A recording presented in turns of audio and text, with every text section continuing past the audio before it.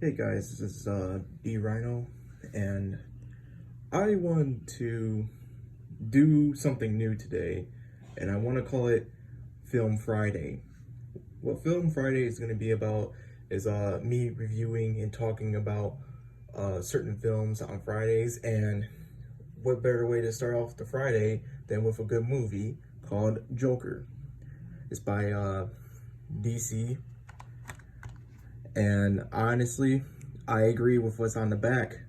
A masterpiece, because this truly was a really good movie. Um, as you can see, I bought the 4K Ultra HD version of it, and I, you know, I got what I wanted when I went to theaters to go see it, and I thought this movie was so great that I just said, to hell with it. I'll buy the most expensive version of the movie when it comes out, and I did. And because I truly believe this movie is worth the money, like it's just worth the price.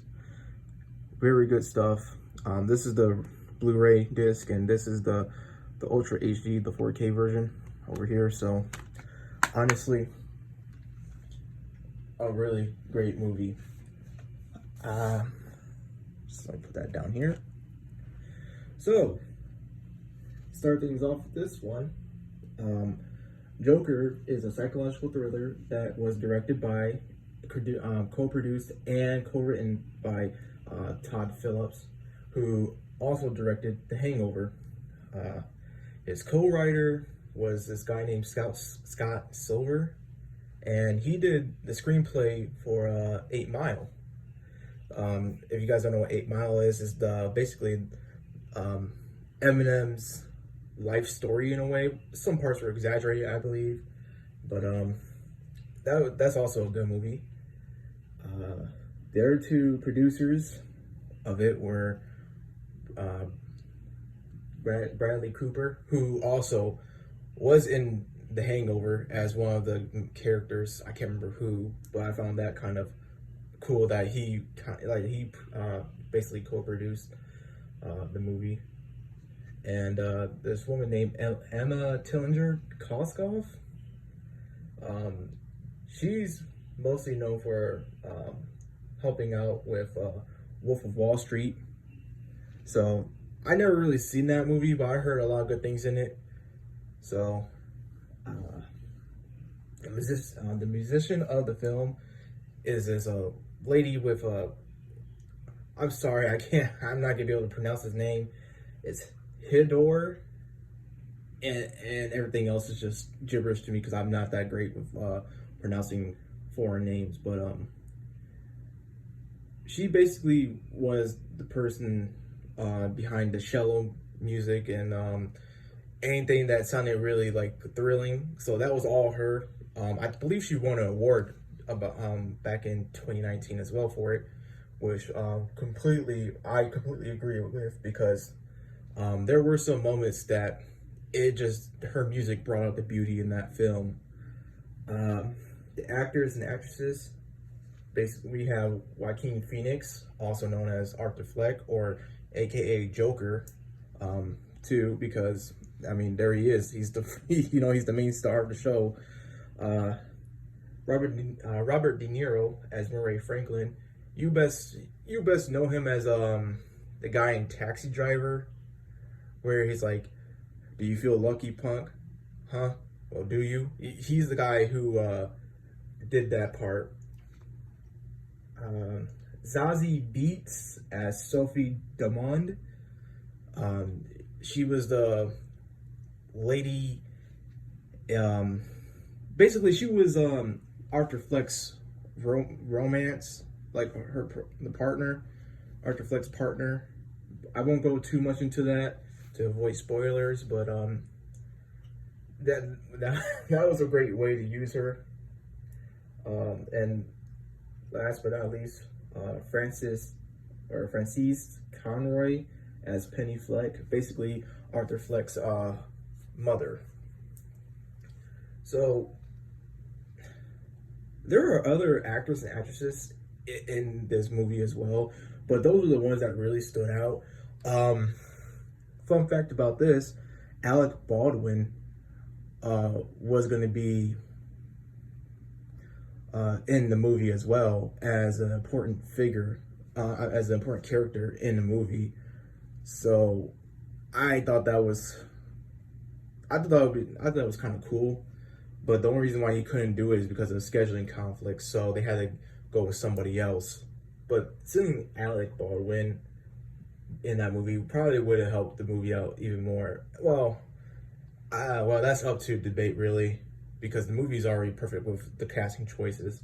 I believe all actors and actresses within that movie did a perfect job. There was no really, I wouldn't say there was not a dull moment within that movie. The dialogue was great. It was very believable, and it just didn't go on and on and on. It wasn't monologuing. It was straight to the point, or it was pushing some stuff aside to bring back later on in a very tactful way. So this movie, I feel like it became successful because of what was going on with the journalism and the media hit pieces. Basically, this movie was being targeted because I guess the incident that happened in I think it was a Colorado movie theater back in 2012, 2013, when a guy went into the theaters and a lot of people lost their lives when he went there, and I think he was screaming out like, "I'm the Joker," or either that or it was during a Batman showing or something like that. But that's why they were basically kind of putting it like hit pieces on the movie. A lot of negative attention, but it didn't really help out their cause, because usually when things are like talked bad about, it draws in a lot of attention for some odd reason, some psychological reason. I forgot what it's called. I forgot what the theory is called, but it definitely it's definitely true, because a lot of people were like, okay, what's so bad about this movie? Let me go find out, go find out myself, and I'll see if it's, good or bad. And I believe there was actually, I'm sorry, excuse me for thinking about this, because it's been a while. Oh my God. I think there was an actual operation involving like law enforcement, and I remember going to theaters to see this, and I noticed that there was a lot more law enforcement than there was for any other time I went to the theater, and I was wondering, I was like, this has to be true, because I'm just seeing officers left and right. I never really saw that within like any time I went to the movie, go see a movie.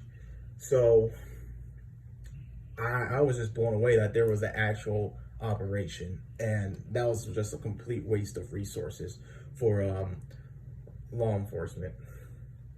Nothing really happened except for people just dress up as the Joker and go into that one spot where the Joker dances on the stairwell. So, I mean, that's the only thing I can count that was like, that happened really. But I truly believe that it was because of the hit pieces and the negative attention by the media and the journalism that it did so well.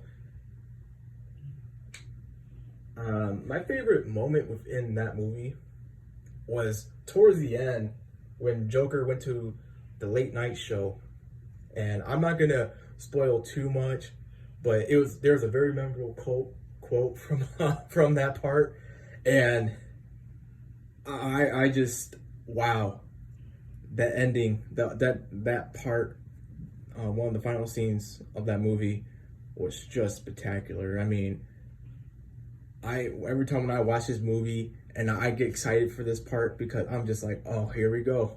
It's like this is a great moment. And I'll quote it too because it's just I think it was perfectly made to be a great scene. I think really that's it for my favorite scene within the movie. But as we all know, or we're just starting to find out that there is Joker 2 is an official thing, I guess. I'm not sure how to feel about it. I don't think it really needs a sequel, but once the sequel comes out, I will eventually, I will see it just because I have faith in this sequel just because of what I saw in the first movie. There's some talks about it being a trilogy. I'm not sure if that's true, but if it ends up becoming a trilogy, I wonder how they're gonna one up each other because I truly believe that the first movie it was straight and simple, and it didn't really lead to anything like it wasn't baiting a sequel or anything. I just think it's fine by itself. I guess I'll end it here, guys. I don't want to talk too much about it, but this is Film Friday, and thanks for tagging along. See you guys next time.